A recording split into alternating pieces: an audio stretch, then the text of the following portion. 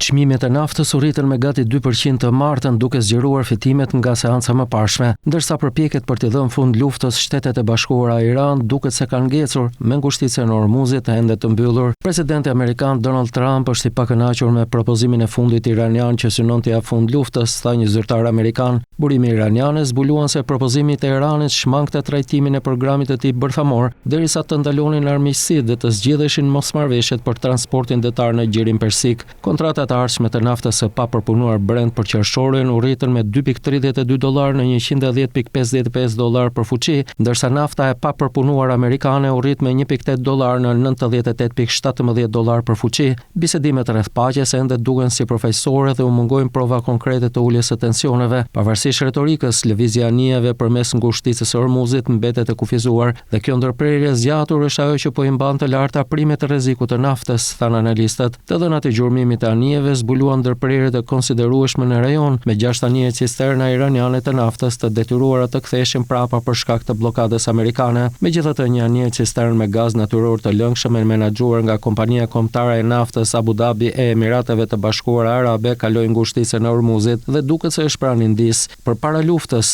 e cila filloi më 28 shkurt, midis 125 dhe 140 anije kalonin në përngushticë çdo ditë. Analistët presin që çmimet aktuale të naftës jenë norma re. Ata shohin një situatë bazë që po kalon nga një ulje për shkallëzimit të luftës në një situatë të paqartë armë pushimit të zgjatur, me çmimet e naftës që tregtohen midis $100 dhe $125 për fuqi.